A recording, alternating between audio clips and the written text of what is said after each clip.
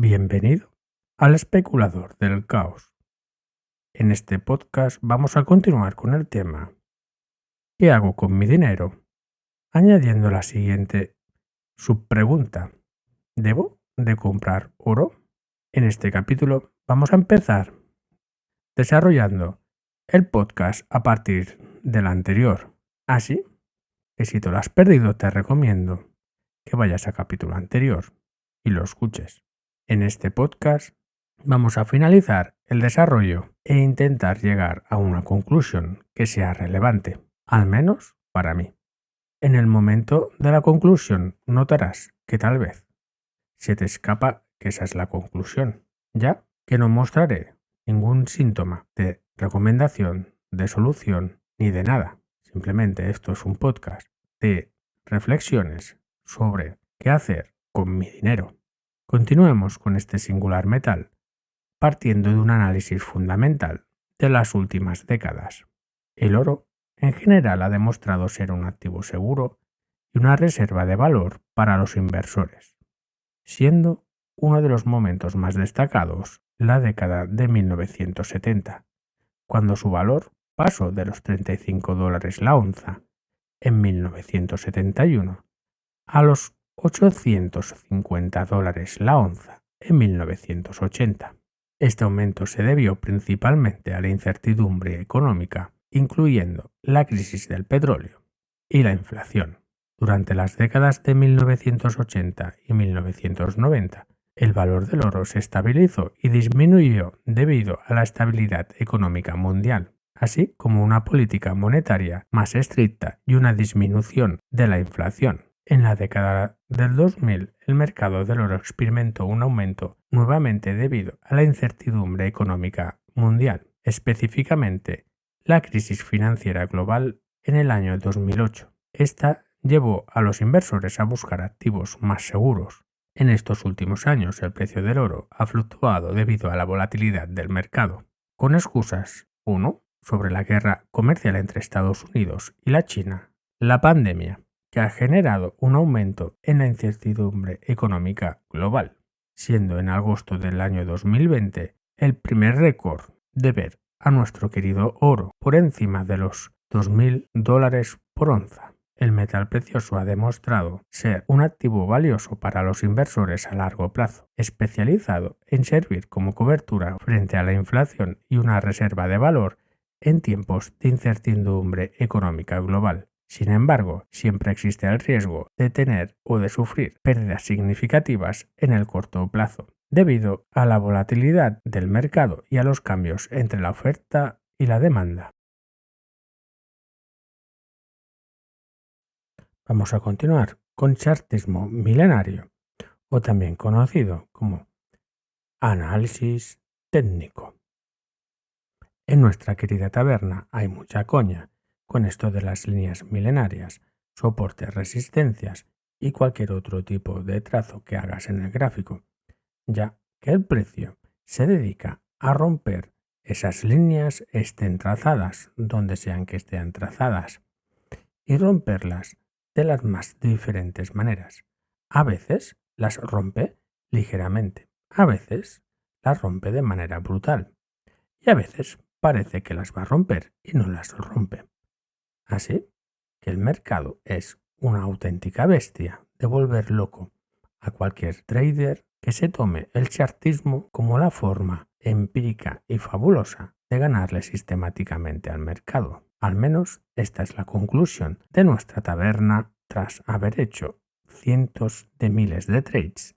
Y no es broma, ya que en un solo día, un solo trader de la taberna puede hacer fácilmente un centenar de trades, porque algunos miembros o algunos días operamos en velas de 2 segundos, de 5 segundos, y entramos y salimos en un tiempo inferior a los 10 segundos por trade. A veces, no siempre, es una taberna de scalpers que les encanta operar.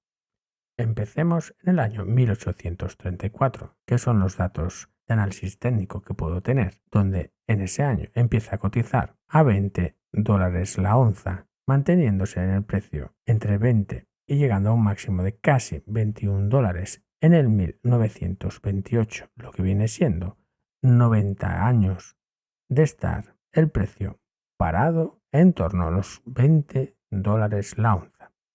Es cierto que ha habido épocas que ha cotizado a $20,50, otras épocas a $20,30, pero al final y al cabo, el rendimiento durante ese siglo fue del 0,30% en el mejor de los casos.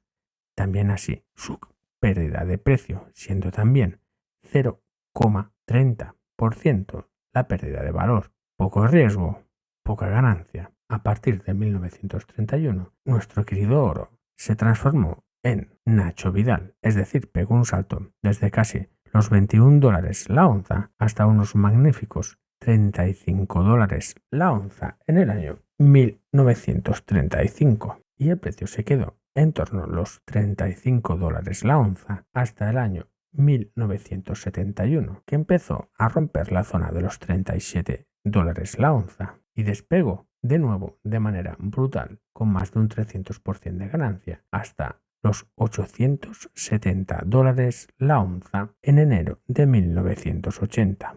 A partir de la década de los 80, el precio estuvo cayendo lentamente, pero de manera dolorosa para todos aquellos que estaban holdeando este metal, llegando a tocar un mínimo de los $252 la onza en septiembre del año 1999, tras el cual ese mínimo empezó levemente a repuntar hacia arriba y siendo de manera muy agresiva un bull run en el año 2001, concretamente en mayo, tras el cual se tomó un pequeño bull run hasta los $300 y luego se tomó una Viagra o algo peor, porque llegó en cuestión de una década al precio actual de los $2.000. Así que aquellos que tomaron posiciones de compra a finales de los 90 y las mantuvieron y se retiraron por vida, se jubilaron o lo que fuese y salieron en torno 2010-2011, se llevaron grandes beneficios de alrededor de más de un 500% sin problema.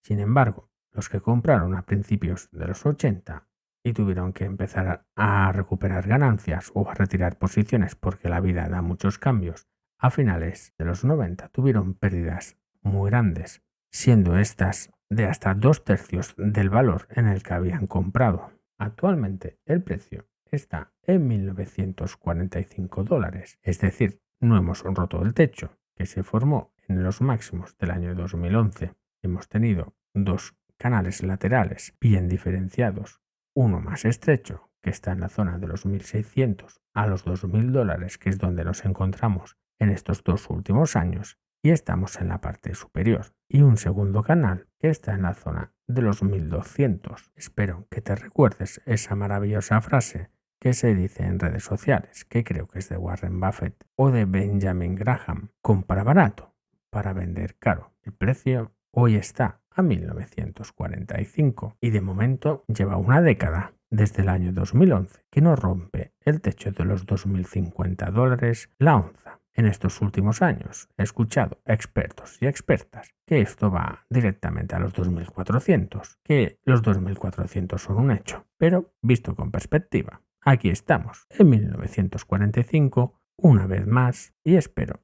que tengas mucha paciencia con este maravilloso metal, que analizado a un siglo vista siempre tiene una tendencia al alza, pero te recuerdo que la vida de un especulador en la mayoría de los casos no es tan larga. De hecho, lo normal es que sea la mitad de esa cifra. 50 años como especulador son muchos años. Muchas personas empiezan a hacer su patrimonio en la última década de su vida antes de jubilarse. Así que cuidadín con este maravilloso metal precioso que da muchos rendimientos a un siglo vista, pero se puede pasar tranquilamente 2 décadas enterrado en el fango sin hacer absolutamente nada, excepto perder drásticamente el precio o no hacer nada.